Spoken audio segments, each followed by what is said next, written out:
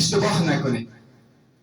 اگر میخواهیم ما و شما در زندگی ما موفق باشیم، باید کوشش کنیم که آن را اصلاح کنیم، نه از آن ترس و هراس داشته باشیم. پس ترس و هراس نمیتواند ما را به موفقیت برساند. زمانی میتواند در زندگی ما موفق باشیم که با آن مبارزه کنیم. دومین چیز او عقب نشینی بعد از اولین شکست هست.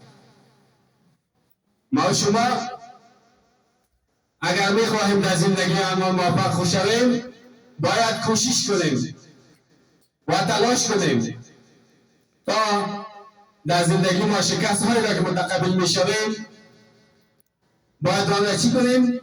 اصلاح کنیم. دوستا، حضرت محمد مصطفی صلی الله علیه وسلم هنگامی که به مدینه مهاجرت میکرد 26 قبیله را به دین مقدس اسلام دعوت کرد. هیچ کدام از اینها و هیچ از قبیله ها دین مقدس اسلام را نپذیرفت.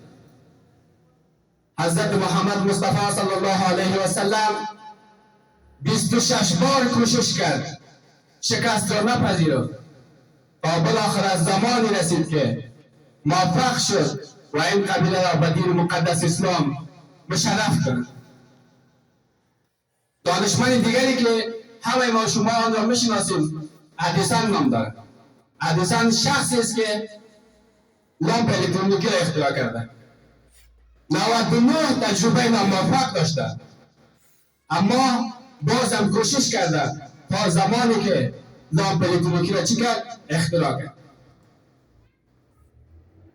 و سومین چیز دیگری که مانع موفقیت های ما در زندگی ما میشه، اون ناامید شدن بعد از مواجهه با مشکلات.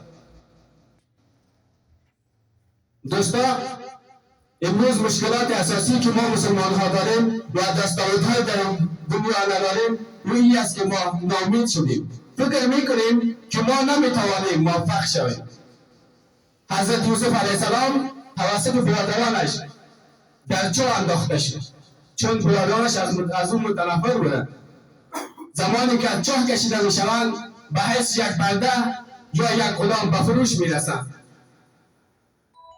10 سال در زندان سپری میکنند.